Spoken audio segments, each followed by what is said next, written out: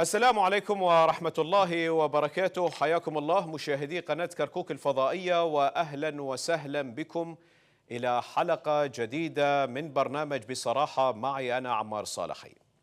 صراع الزعامة السنية يعود إلى الواجهة من جديد. موضوع التحالفات القادمة في الانتخابات الجديدة، كيف سيكون شكل المكون السني، وما هو التحالف الأقرب إلى الحلبوسي أم إلى الخنجر أم إلى مثنى السامرائي. كل هذه المحاور ومحاور أخرى سوف أتطرق إليها في حلقتي لهذا اليوم، ما بين الصراعات داخل المكون السني، إضافة إلى الشكوى المقدمة من قبل الحلبوسي على المفرجي والجبوري وهوشير زيباري، وأيضا كل المغالطات والسجالات التي رافقت هذا الموضوع. سوف أطرحها على ضيفي في الاستوديو في هذه الحلقة: السيد عزام الحمداني، عضو تحالف عزم وأيضا المسؤول الإعلامي لتحالف عزم برئاسة السيد مثنى السامرائي. حياك الله وأهلا وسهلا بك وشكرا لتلبية الدعوة. أيضا السيد قيصر الجبوري السياسي العربي، حياك الله وأهلا وسهلا بك ضيفا عزيزا علينا وشكرا لتلبية الدعوة. شكرا. خليني أبدأ وياك أستاذ قيصر بموضوع الشكوى المقدمة من قبل الحلبوسي لدى المحكمة ضد المفرجي وأيضا الجبوري وأيضا هوشير زيباري، مع احترامنا لكل الألقاب وكل هذه الأسامي. ما سبب هذه الشكوى وكيف أصبح أصدقاء الأمس هم أعداء اليوم؟ بسم الله الرحمن الرحيم. في الحقيقة أن الذهاب إلى القضاء بخصوص أي أمر يخص الشأن السياسي نعتبره ثقافة راقية جدا. نعم. اليوم عندما يطرح موضوع معين وأذهب إلى القضاء، أنا أمثل هنا ثقافة عالية جدا، بالإضافة إلى أنه ترميز وتأكيد على موضوع الانتماء والإيمان بالنظام السياسي الموجود والنظام القضائي الموجود. فأنا أعتبر أن موضوع الشكوى هو موضوع طبيعي جدا.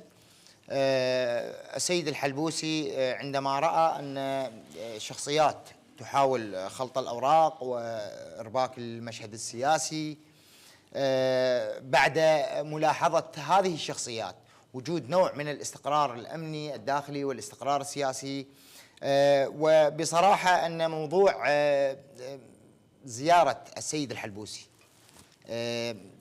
لرئيس مجلس الوزراء مع أعضاء الكادر المتقدم في حزب تقدم وأعضاء المجالس المحافظات لحزب تقدم، نعم، ووزراء حزب تقدم، هذا الموضوع بصراحة عكر مزاج الأطراف الأخرى وأثار في هذه الحيفية. خلينا نتقاطع وياك سيد قيصر، أيضا كونك متبني فكرة تقدم، خليني أحكي وياك بصراحة أكثر. ليش إحنا نروح للمحكمة؟ ما هي سياسة، واليوم السياسة مفاوضات وجلوس على طاولة الحوار. خليني أنا أتفاوض وياك، أتحاور وياك، أدز وفود، نسوي مناقشات. ليش وصلنا هالمحاكم؟ فرق كبير بين طرح رأي سياسي وبين اتهام يعني بوصف عميق جدا، خطر جدا. بعض الشخصيات اتهمت السيد الحلبوسي بإغراق العراق وموضوع تخوين وموضوع خلط الأوراق وتعمد في إثارة الفوضى في هذا البلد. أراد السيد الحلبوسي ذكي جدا، وأنا أعتبره من القلائل في العراق. لم يرد ردا ناريا وردا ربما يؤجج الشارع ويثير حفيظة ليكسب عواطف الجمهور، ومن هذه الأمور التي تستخدمها شخصيات أخرى. السيد الحلبوسي بكل هدوء ذهب وعرض ما لديه للقضاء.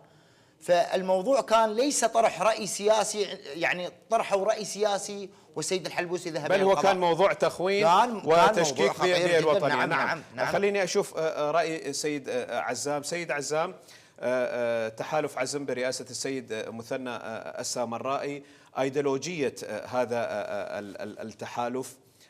ليش اليوم السيد مثنى سامرائي ما يتقرب من السيد الحلبوسي مثلا، يقول لك خاصة وأن ممكن السيد الحلبوسي هو اللي يتصدى للمشهد السني بالعراق؟ شنو الأيديولوجية المختلفة ما بين السامرائي والحلبوسي؟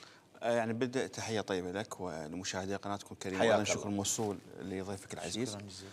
يعني الحديث عن أن هناك زعامات داخل البيت السياسي السني هذا افتراض خاطئ، على اعتبار أن الزعامة لحد هذه اللحظة وتحديدا ضمن دائرة البيت السياسي السني لم تكن حاضرة ولم تكن موجودة. ومن يدعي الزعامة فهي مجرد هو الشعور بالشهوة بالسلطة والاستفراد والاستثراء. لكن هو مو شيء معيب سيد لا لا, لا لا شوف، يعني أعتقد هناك من ابتدع فكرة الزعامة وبدأ يرسم لنفسه أنه يكون زعيم. نعتقد موضوع الزعامة هو موضوع تم بفاعل سياسي من خارج البيت السياسي السني من أجل خلق عملية فرق تسد داخل البيت السياسي السني، وبالتالي من يدعي الزعامة كان له دور في تشتيت البيت السياسي السني، وأيضا كان صاحب فكرة مشروع الإزاحة الجيلية. منذ عام 2003 كانت هناك شخصيات وطنية تمثلت بالمؤسسين الأوائل للبيت السياسي السني، متمثل بالسيد صالح المطلق والسيد سامي النجيفي، لم يتكلموا عن موضوع الزعامة، كانوا مواطنين عاديين وكانوا رؤساء أحزاب عاديين. حتى اليوم السيد محمود المشهداني هو يمتلك القرار السيادي والتنفيذي والتشريعي ولم يتكلم عن موضوع الزعامة. نعتقد من يتحدث عن الزعامة هو يشعر بالنقص، يشعر بالنقص الشخصي وبالنقص السياسي. وأيضا نعتقد ومثل ما أسلفت فكرة الزعامة هي تم جلبها من خارج البيت السياسي السني في سبيل عمل على دعم بعض الأشخاص من أجل ضرب أشخاص من نفس البيئة التي يتم والتي ينحدر منها البيت السياسي السني. نحن كتحالف عزم نؤمن بأن الرؤية السياسية في العراق يجب أن تكون هناك رؤية وطنية. نحن ضد فكرة أن يكون هناك استئثار بالمال العام، استئثار بالمال السياسي. أيضا نحن في تحالف عزم لدينا علاقات وثيقة مع جميع القوى والأحزاب السياسية.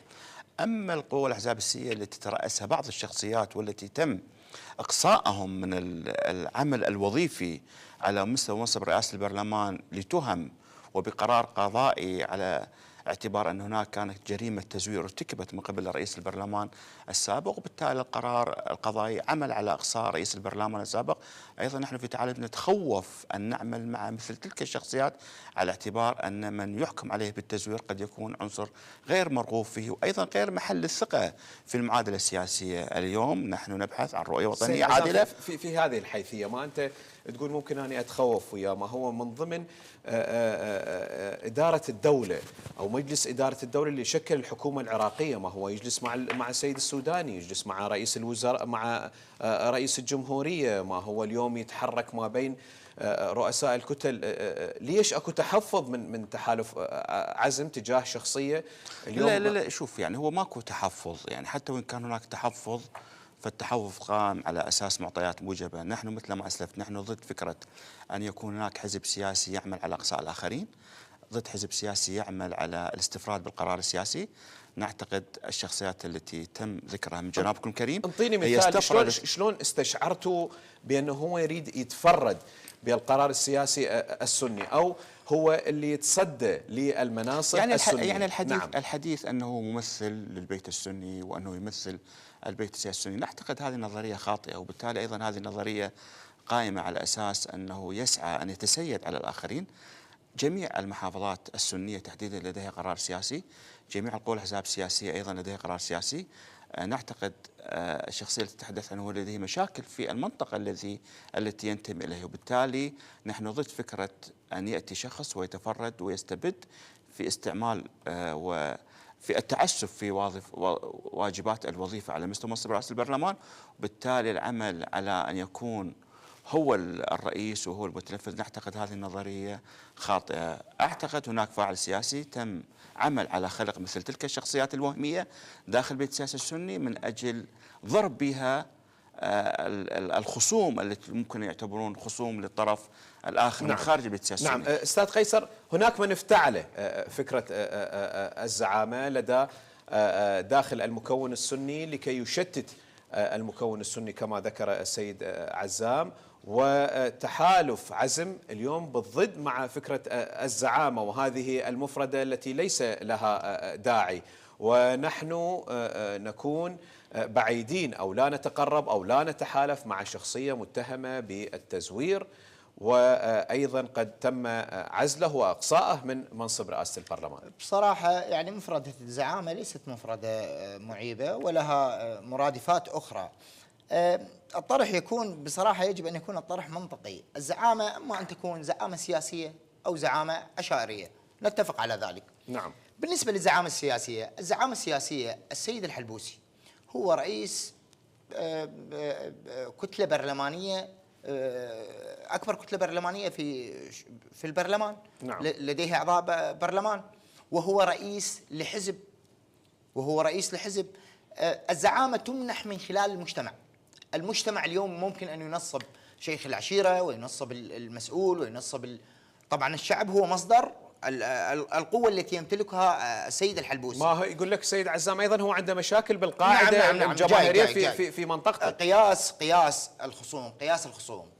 اليوم أنا أتنافس مع شخص ربما يكون كفؤ لي، فأتنافس معه على تسيد مشهد معين.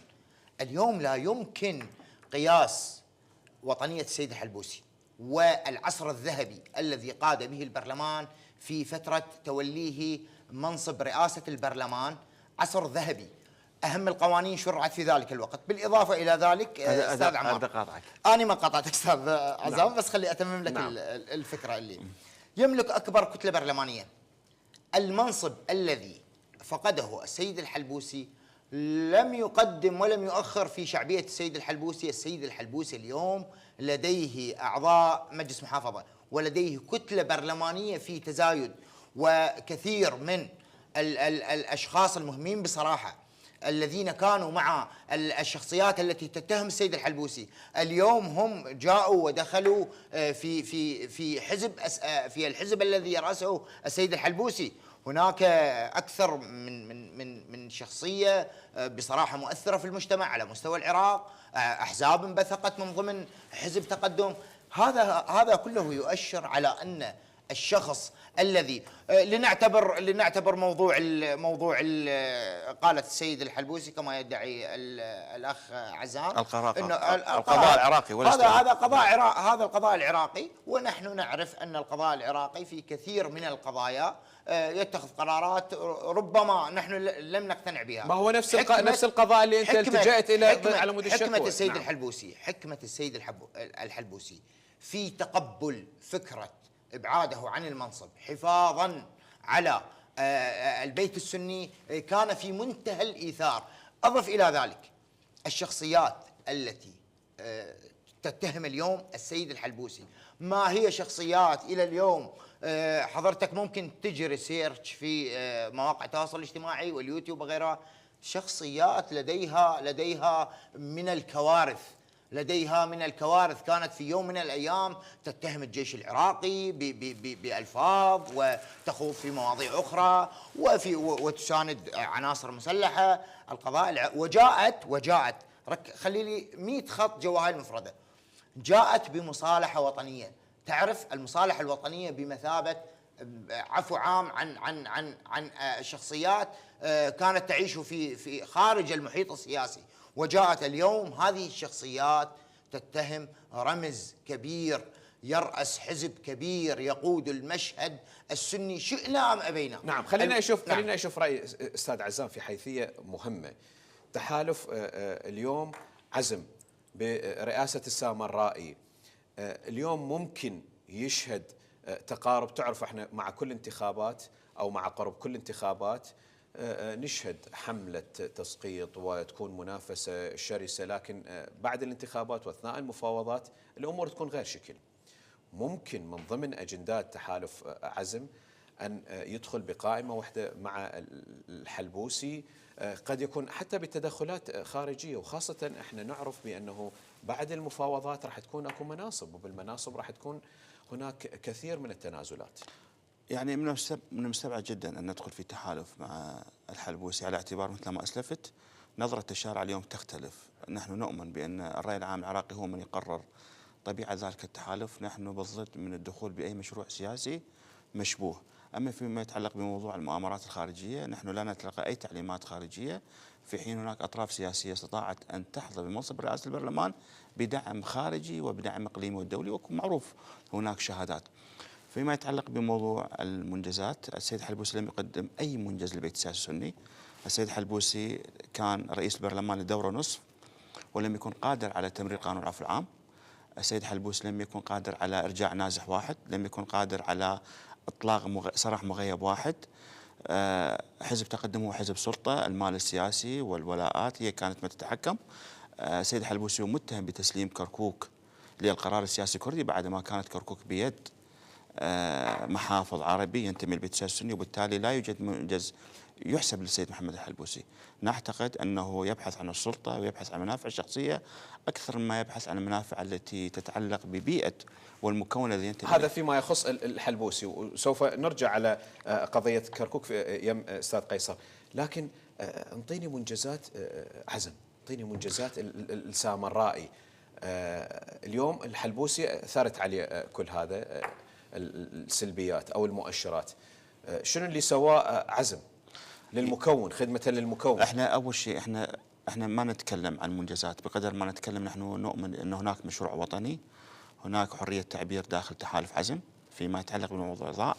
أيضا لا نتلقى تعليمات مباشرة، أيضا لم نرتكب تحالف عزم لم يرتكب أي جريمة تزوير، لم يستثرب المال العام، لم يبحث عن المناصب والامتيازات. بالتالي عندما نتحدث عن المنجزات سوف نذكر المنجزات. لدينا منجزات، لم نكن دور في كركوك كتحالف عزم، لم نضحي بحقوق مكون العربي ونسلم منصب محافظ كركوك للقرار السياسي الكردي، في حين نعم. تحالف تقدم أعطى منصب محافظ كركوك، والكل يعرف الوضع في كركوك متشنج، وتقدم متهمة بتسليم منصب محافظ كركوك الذي نحن كعرب نجد أنه استحقاق عربي أعطته على طبق من الذهب للقرار السياسي الكردي. نحن لسنا ضد القرار السياسي الكردي، ولكن نحن كعرب استطعنا أن نأتي ب6 مقاعد. لو صبروا تلك القوى الأحزاب السياسية لاستطعنا نصل لمعادة، ولحد هذه اللحظة هناك قرار قضائي بأن هذه الحكومة هي مقيدة بدعوى قضائية، وبالتالي نحن لم نساهم في ضياع منصب محافظ كركوك، ولم نخن مكونا العربي في كركوك وتسليم منصب محافظ كركوك الذي كان للعرب ونعطيه للقرار السياسي الكردي، ومع كامل احترامنا القرار السياسي الكردي والذي أيضا هو له الحق في إدارة هذه المحافظة. لكن أنا أتكلم عن حسابات سياسية وحسابات رقمية. نعتقد هم ضحوا في كركوك من أجل تحقيق مناصب لتقدم على مستوى منصب رئاسة البرلمان وأيضا على مستوى سياسي آخر. هذه المنجزات التي إضافة إلى المنجزات الأخرى التي هي لعزم فيما يتعلق أن هناك لدينا وزير التربية واستطاع أن يوفر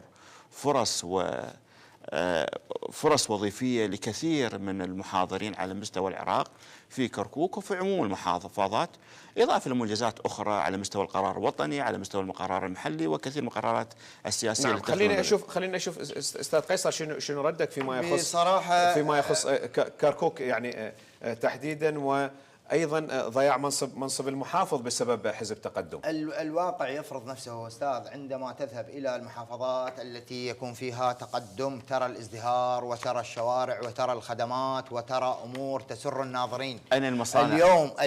اليوم عندما تذهب إلى مناطق ينشط فيها شخصيات أخرى من أحزاب أخرى ترى ما لا تحب أن تراه من إهمال، من بنى تحتية متهالكة، من كثير من الأمور. اليوم السياسي الناجح هو الذي يخدم جمهوره، الذي ائتمنه على صوته وفوضه في إدارة أموره. هذه الأمور كلها أتصور أنها موجودة في حزب تقدم بشكل عام وفي شخص السيد الحلبوسي. هذا الشخص استطاع أن يكون علاقات إقليمية متوازنة، وهذا الشخص بغض النظر عن المنصب اليوم هو يمثل رأي. طبعا زيارته إلى رئيس الوزراء ما هو استاذ عزام يقول لك كان سبب رئيسي في ضياع حقوق العرب في محافظة كركوك. أخي فيما يخص وحتى على مستوى البيت السني فيما يخص محافظة كركوك راح أوجز لك المشهد بدقيقتين إذا تسمحوا لي. اليوم لدينا مقاعد، وهذه المقاعد هي من تحدد من يكون محافظ لكركوك. تقدم كانت نشطة جدا في إدارة المفاوضات طيلة 8 أشهر، لم نصل إلى نتيجة مع إخواننا الأكراد في تقديم ورقة واحدة للتفاوض معهم. كان لابد أن نتحالف مع الحزب الديمقراطي الكردستاني أو حزب الاتحاد الوطني الكردستاني ونشكل مجلس محافظة كركوك. بصراحة اليوم ما حصل عليه العرب في مجلس محافظة كركوك في تشكيل حكومة كركوك المحلية هو كان السقف الأعلى من الطموح، باعتراف وشهادات أخوة من الأكراد نفسهم، من الحزب الديمقراطي نفسه. كركوك اليوم عرب كركوك حصلوا على منصب جميع إدارات المديريات في كركوك. بالإضافة إلى ذلك الأخوة الأكراد اقتنعوا وقدموا ورقة وتم الاتفاق على تدوير المنصب بين الأخوة الأكراد والأخوة التركمان والأخوة العرب. هذا لا إشكال عليه ولا كلام في هذا الموضوع. موضوع تدوير موجود اليوم. أنا أتحالف مع الأخوة في الاتحاد الوطني الكردستاني، أتهم بالخيانة وأتهم بأمور أخرى، وعندما أتحالف مع الحزب الديمقراطي الكردستاني والحزب الديمقراطي الكردستاني ممثلي العرب في مجلس محافظة كركوك جلسوا معه في اجتماع رسمي وعرض على وسائل الإعلام. الحزب الديمقراطي الكردستاني كان يريد منصب محافظ كركوك لمدة 4 سنوات، وجميع إدارات المديريات الموجودة في كركوك، ويوافق على الانضمام لإكمال النصاب وتشكيل مجلس محافظة كركوك. الاتحاد الوطني الكردستاني لم يرد سوى توليه منصب محافظة كركوك لمدة لغاية 31/12/2025، ومن ثم يتم تحويل يعني تدوير المنصب، منصب المحافظ ورئيس المجلس ونواب المحافظ ورئيس المجلس. هذا الكلام مدون والحكومة العراقية أشرفت عليه. نعم. وكان إذا تسمح لي، وكان من يرعى هذا ويشرف على هذا الاتفاق معالي الدكتور محمد تميم المحترم. ومعالي الدكتور محمد تميم المحترم شخص لا يمكن الشك بقدر 1% في دفاعه عن مكتسبات المكون العربي في كركوك على طول يعني على طول عقدين من الزمن. خلينا نشوف راي استاذ عزام. ما هو الطرف الاخر كان يريد يتحالف ويا البارتي ويا الحزب الديمقراطي الكردستاني. شوف فبالتالي ليش الطرف يقول لك ليش هذا عليك حلال ليش هذا عليه حرام؟ شوف العرب بعد عمليه فرض القانون. نعم. القرار السياسي العربي يدار بعقليه الاتحاد الوطني الكردستاني ويدار بعقليه الحزب الديمقراطي الكردستاني. لا يوجد في شيء في كركوك شيء اسمه عربي. كل الاحزاب العربيه عموما الاحزاب العربيه تعمل باجنده كرديه وتتلقى تعليمات. لا هذه اتهامات. لا انا احكي لك حقائق يا اخي. هم وين يجتمعون؟ مو يجتمعون باربيل والسليمانيه؟ لا يا اخي اربيل والسليمانيه مو اسرائيل. اربيل والسليمانيه استاذ عزام منين نجيب لعد؟ اذا كل لعد احنا منين نجيب؟ انا احكي لك حقائق. انا ما احكي لك، انا احكي لك حقائق. التعليمات تأتي من القرار السياسي الكردي بشقي الديمقراطي والحزب الوطني الكردستاني، الاتحاد الوطني الكردستاني. هذا ربما على تحالفات اخرى بالنسبه للاشخاص الذين هذا يدل على عبقريه الاتحاد الوطني الكردستاني وعبقريه الحزب الديمقراطي الكردستاني، انه استطاعوا ان يعملوا على اداره البيت العربي باملاءات كرديه، وبالتالي القرار السياسي الكردي قرار متمكن. قرار اكو انتقادات كثيره للاتحاد الوطني الكردستاني لانه اخذ منصب المحافظ بالمقابل هذه الفكره. اليوم الاتحاد الديمقراطي الكردستاني، العفو استاذ عزام، يعني اخدمك. الاتحاد الديمقراطي الكردستاني اليوم يتهم بالعلن وبالصراحه، يتهم الاتحاد الوطني الكردستاني بتقديم كركوك كهديه لتقدم التي هي جنابك تقول شكلت هذا. شوف هذا اعلام مجرد اقناع العرب انكم استطعتم تحققوا على مكاسب. منصب محافظ كركوك منصب سيادي. اليوم عندما نتكلم ان هناك محافظ من المكون الكردي وهم اخوه وشركاء في هذا البلد، هذه اشاره للمجتمع الاقليمي والدولي بان الكرد يشكلون اغلبيه، وان القرار السياسي الكردي هو قرار متنفذ. عدد المقاعد هو ومنصب محافظ كركوك منصب سيادي. اما المناصب الاخرى معاون مستشار مجرد مناصب وهميه ورقيه ليس فيها اي قرار باستثناء منصبين.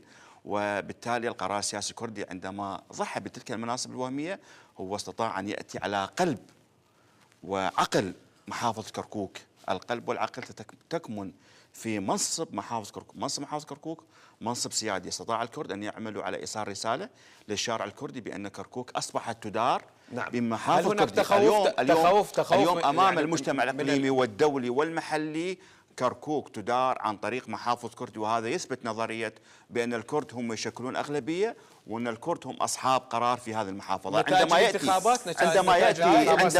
عندما يأتي زائر دولي وزائر إقليمي وزائر محلي، من يستقبل الزائر هو منصب محافظ كركوك من الأخوة من الكون الكردي، وبالتالي عندما يعود هذا الزائر إلى الدولة ينتمي إليه، كان في أمريكا في فرنسا، يقول من استقبلني هو محافظ كردي من الكون الكردي. بالتالي الكرد استطاعوا أن يعملوا مثل ما استطاعوا أن يعملوا على أخذ منصب رئاسة الجمهورية ومنصب وزارة الخارجية.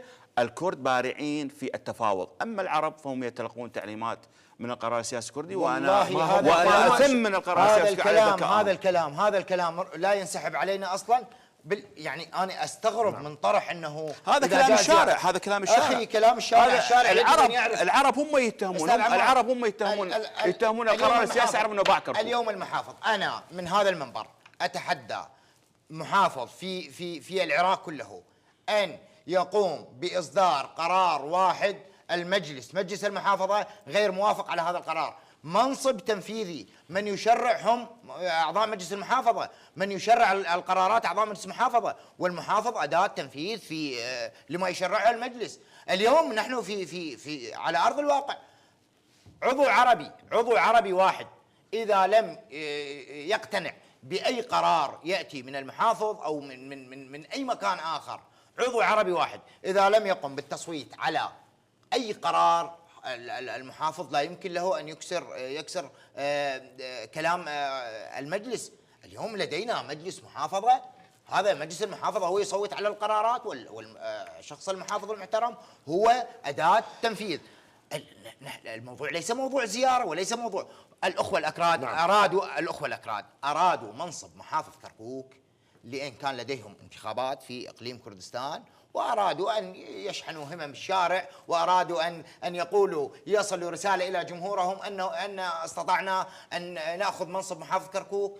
ومن هذا الكلام يعني هو موضوع كان انتخابي. سيد عزام، هناك إفرازات الانتخابات، فبالتالي الانتخابات مثلا أظهرت بأنه البارتي مقعدين، الاتحاد الوطني 7 مقاعد، بالتالي هذا حجم المكون في محافظة كركوك، إضافة إلى نقطة أيضا أثرتها فيما يخص منصب رئاسة الجمهورية أو المناصب الأخرى. الكرد ما هم شركاء، فلازم أكو مناصب للشيعة والسنة والكرد. أستاذ عمار، أنا أتكلم لك عن براعة العقل السياسي الكردي.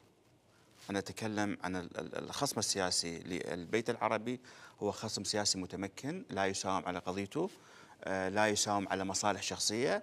القرار السياسي الكردي عندما استلم بعض المناصب في محافظة كركوك لم يأتوا بأبناء عشائرهم وعوائلهم، أتوا بشخصيات من نمط المستوى الحزبي، وبالتالي هذا يعطي مؤشر بأن القرار السياسي الكردي لديه قضية، لديه مشروع، بعكس البيت العربي الذي لديه مشروع المال والمناصب والامتيازات. من المسؤول؟ اكو احد يمنعكم ما تسوون هيك مشروع استاذ؟ لا شوف، هو هذا الموضوع شوف، احكي لك صراحه، البيت العربي على مستوى العراق نعم، وتحديدا على مستوى كركوك هو الحلقه الاعظم في المعادله السياسيه. العرب على مستوى العراق وتحديدا حتى السنه نعم، هم ليسوا صانعي قرار.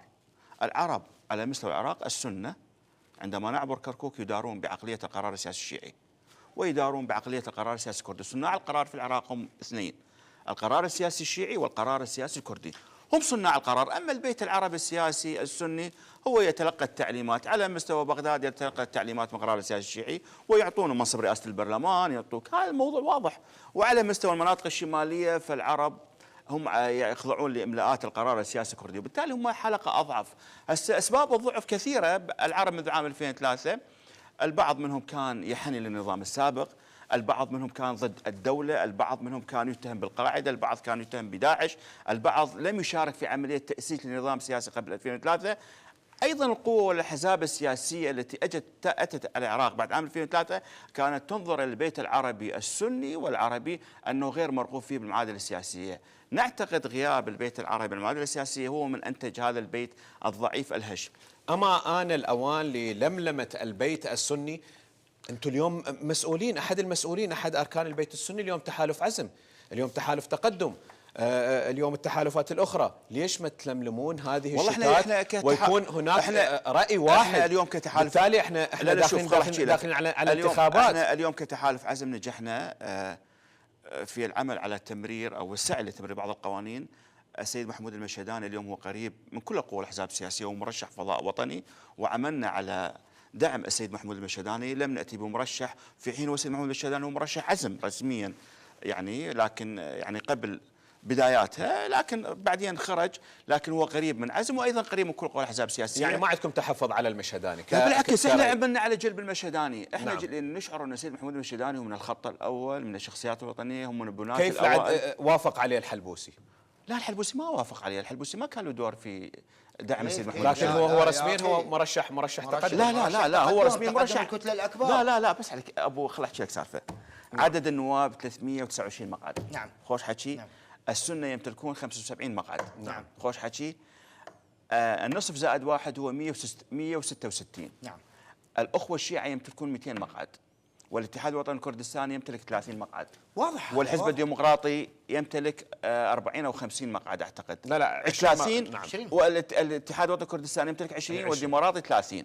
بمعنى بأن المكون السياسي الشيعي وحده يقدر يمر رئيس برلمان بحاجة بدون أن يحتاج لا للسنه ولا للكرد. هنا تناقض نفسك استاذ. لا خل احكي لك انا قبل شويه تقول البيت السني يتلقى القرار من البيت الشيعي والاخوه الاكرام. انا مو انت سالتني. نعم. بس اسمح لي استاذ عمار، انت سالتني انه السيد الحلبوسي كان له دور في تمرير رئيس البرلمان. والله لولا السيد الحلبوسي خل احكي لك. لكان الى اليوم منصب لا خل احكي لك. هو اللي دعم السيد محمود المشهداني القرار السياسي الشيعي والفضاء الوطني السني، والسيد محمود المشهداني يعتبر مرشح الجميع. مرشح الجميع. ليش ما تمرر من البدايه قدام يعني بالبدايه اول جولات المشهداني ما تمرر بموافقه السيد الحلبوسي. لا والله لا يمكن السيد ان يمرر. الحلبوسي يمتلك، شوف خل احكي لك، حزب تقدم حزب سلطه. بعد خروج السيد محمد ركان الحلبوسي من منصب رئاسه البرلمان كان لديه اكثر من 250 مقعد. لكون البيت السني يعشق السلطه، بعد غياب السلطه من تقدم طلعوا اكثر من 20 واحد، ظل في تقدم لو 31 لو 29 مقعد، 34 مقعد في ذلك الوقت. هذا ظل. فبالتالي لو كان يمتلك الاغلبيه تحالف تقدم لاستطاع ان يمرر منصب رئاسه البرلمان من نفس تقدم. مو لو كان يملك الاغلبيه لاستطاع ان يعمل على تعديل النظام الداخلي. تكلم لي عن السيد العيساوي. تكلم لي عن السيد العيساوي. ليش السيد العيساوي ما مشى؟ السيد سالم عيساوي لا، السيد سالم عيساوي الرجل مشى، بس انتم خلقتوا فوضى. تقدم خلقت فوضى اخي. نحن اصحاب قرار والله العظيم. خلقت فوضى داخل البرلمان وعطت عمل الجلسه. ايضا ما قرار سياسي شيعي لا يريد تمرير موضوع رئاسه البرلمان. نحن اصحاب قرار. انا جنابك بهذا البرنامج بهذا المكان قبل تسميه السيد المشهداني بشهرين هنا صرحت وقلت ان تقدم هي من ستتسيد. المقطع موجود. المشهد ولا يمكن تمرير رئيس البرلمان. لا هو السيد الحلبوسي وصف رئيس البرلمان بالارنب. يعني هذا توصيف. في الاجتماع مو قال تريد ارنب لو تريد غزال، قال اعطوني ارنب. انت شو تقصد بالارنب؟ احنا ما نريد نحكي. بعدين هو منو حال السيد محمود المشهداني الى لجنه انضباط السلوك؟ منو حاله؟ اليوم منو ضرب تشاكوش وحاله والمحمود المشهداني؟ منو اصحاب الازاحه الجيليه؟ اليوم سيد عزام اليوم نحن نتكلم عن هاي حقائق ابو. نتكلم عن جنابك اخذتنا الى منحى اخر. لا هو هذا حديث. نقطة مهمة سيد عزام. سيد قيصر، سوف تجرى الانتخابات وتطلع النتائج الانتخابات. هناك 3 مناصب رئيسية في العراق: منصب رئيس الجمهورية، منصب رئيس الوزراء، ومنصب رئاسة البرلمان.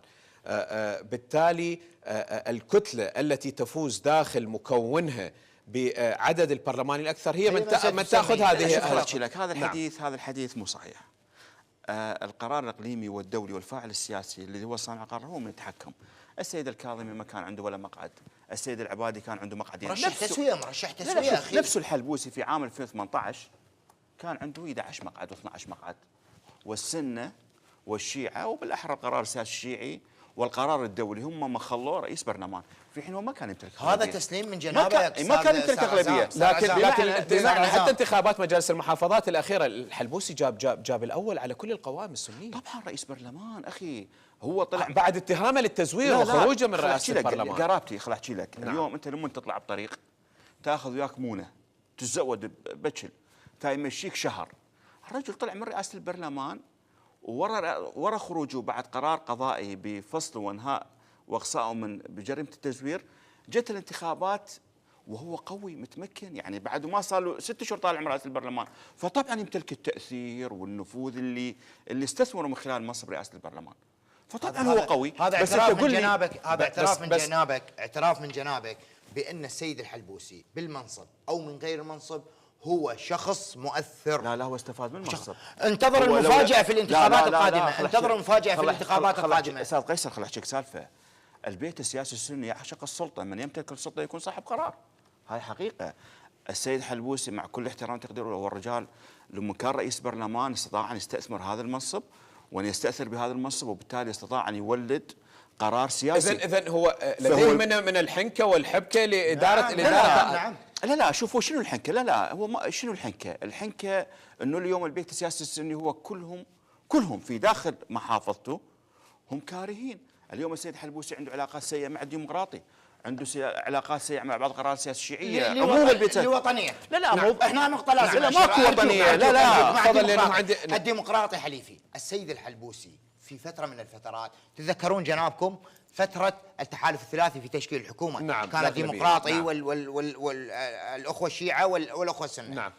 السيد الحلبوسي شخص وطني، شخص شجاع لا يخشى. اخي صار اكو خلاف مع الديمقراطي وعلى اثرها غرد السيد وزير والخلاف هو الخلاف كان ابدا الديمقراطي صوت العيساوي ابدا. نعم. الخلاف اليوم هذه الهجمه الممنهجه اليوم على شخص السيد الحلبوسي التي لا تجدي نفعا.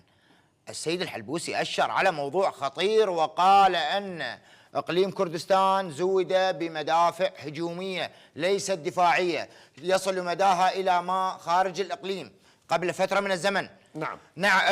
خلينا أكمل لك هاي مهمة. نعم. مهمة هذه الملاحظة. اصلا هاي المدافع في لما كان رئيس برلمان زودوا الاقليم، شو ما اليوم السيد الحلبوسي قبل فترة عندما قال بالحرف الواحد على الإعلام عندما علمت بموضوع تسليم هذه المدافع إلى قال لم يلفظ مفردة لقوى الأمن الداخلي بصراحة في العراق، قال أنا لا أوافق على هذا الموضوع، وهذا الموضوع مؤشر خطير.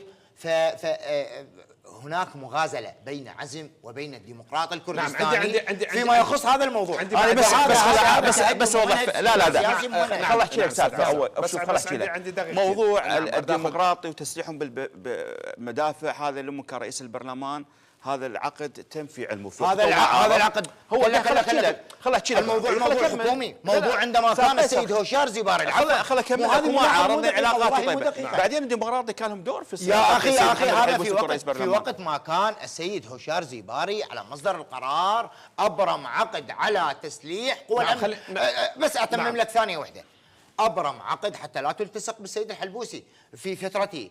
السيد هوشار زيباري ابرم عقد في ذلك الوقت، وكان اعتراض السيد الحلبوسي هذه الأسلحة بقت في الميناء في البصرة لفترة طويلة جدا ولم يستطع شخص أن يسلمها إلى إقليم كردستان أو غير إلا عندما خرج السيد الحلبوسي من المنصب. نعم. سيد عزام، خارطة الانتخابات القادمة انطيني ايش قد ممكن عزم تجيب؟ ممكن اليوم عزم تنافس الحلبوسي داخل المكون السني؟ متفائلين؟ عندكم خطة معينة؟ قاعدتكم الشعبية تعرف اليوم احنا بالتقسيم اكو تفاهمات، اكو كتل داخل البيت الشيعي، اكو اكثر من كتلة داخل البيت الكردي ايضا. يعني شوف لو تنطيني متفائلين بالانتخابات القادمة؟ يعني هنا اليوم اكو 3 احزاب رئيسية ان كانت عزم والسيادة وتقدم، لها تمثيل في عموم المحافظات تحديدا السنية بشكل عام. اما الحديث عن انه نمتلك هي انتخابات تجي، واليوم كل من جاي عدته كل من جاي يعمل بطريقته، لكن عندنا ثقه بشارعنا، عندنا ثقه براينا العام انه راح نحقق بمقاعد ما يكفي انه كحالف عزم. ايضا اليوم تحالف عزم هو جزء من ائتلاف اداره الدوله، وبالتالي اليوم عزم حاله حال تقدم وحال سياده، هم شركاء في هذا فيما يخص العراق. انطيني متفائل فيما يخص كركوك؟ متفائلين جدا، متفائلين فيما يخص كركوك. متفائلين لن نكون متفائلين جدا في كركوك. راح يكونون داعمين والمقاطعين اذا كان قرار المحكمه ايضا ينضمون وتمشي القضيه بكركوك؟ لا هذا موضوع. اكو تخوف عربي منه يكون المحافظ كردي فممكن تمرر قرارات. لو اليوم عندنا مجلس محافظه راح يحافظ على هذا الشيء، ماكو تفرد بالقرار. لا شوف خلاص شيء سالفه، يعني هو الموضوع انت راح تاخذنا على الفاعل الدولي. نعم. واكو بعض الزعامات بدات تنتمي لدول، يعني ما اريد ندخل هالموضوع نعم. حتى ما ندخل بالتفاصيل، لكن اعتقد حكومه كركوك لحد هذه اللحظه هي غير موافق عليها. والبيانات اللي صدرت من نعم. السياده نعم. هي ردا على حديث السيد الحلبوسي بانه حكومه كركوك صحيحه وتخضع لاجراءات قضائيه وموافقه للدستور، في حين السيد محمد الشياع السوداني لم يبارك هذه الحكومه. لكن جلس مع السيد ريبوار والسيد محافظ كركوك الذي يمثل راس الهرم. ما السيد محمد الشياع السوداني ما ايمت يعني في الاسبوع الماضي السيد ريبوار ذهب بزياره الى السيد الحلبوسي، والسيد الحلبوسي ذهب الى السيد محمد الشياع السوداني يحكي السيد محمد الشياع السوداني ترك المهمه الى نائبه، الى لا نائب رئيس الوزراء هو من اشرف عليها. هذا الحديث مو صحيح، هسه احنا ما نريد نحكي. السيد محمد لا السيد محمد الشياع السوداني صاحب فلسفه وطنيه، وصاحب مشروع ان كركوك يجب ان تدار بدون عدم مشاركه التركمان والاتحاد الديمقراطي القضاء موجود. لا السيد محمد الشياع السوداني كان فكرته انه الكل يشترك، العرب بكل احزابهم والتركمان والكرد الديمقراط والاتحاد. هذه الحكومه فيها نصف لم يشترك، وبالتالي السيد محمد الشياع السوداني لا يريد ان يكون في مع طرف ضد طرف اخر. سيد عزام، متفائل بمستقبل كركوك والانتخابات البرلمانيه راح تجري بموعدها؟ راح تجري في موعدها. احنا نعول كثيرا على الراي العام في كركوك لا يفكر بطريقه طائفيه قوميه عنصريه، وان كركوك نعم هذا ما اتمناه. سيد قيصر، متفائل بمستقبل كركوك؟ انا اتصور بقياده الرئيس السيد محمد الحلبوسي وتقدم في كركوك والركائز اللي موجوده من الوزراء والنواب سوف نحصل على اغلبيه ان شاء الله، وسنتسيد المشهد مرة أخرى إن شاء الله. شكرا لك سيد قيصر الجبوري السياسي العربي من كركوك، شكرا لانضمامك إلينا وتلبية الدعوة. أيضا الشكر موصول للسيد عزام الحمداني عضو تحالف عزم، وأيضا المسؤول الإعلامي لمكتب عزم برئاسة السيد مثنى السامرائي. شكرا لتلبية الدعوة. أيضا مشاهدينا الكرام الشكر موصول إليكم، وأكيد هاي راح تكون آخر حلقة في هذه السنة. أكيد نلتقيكم إن شاء الله بالسنة القادمة، ويا رب تكون سنة سعيدة عليكم ومليئة بتحقيق الأماني والأفراح. تحياتي وتحيات فريق العمل، السلام عليكم ورحمة الله وبركاته، إلى اللقاء.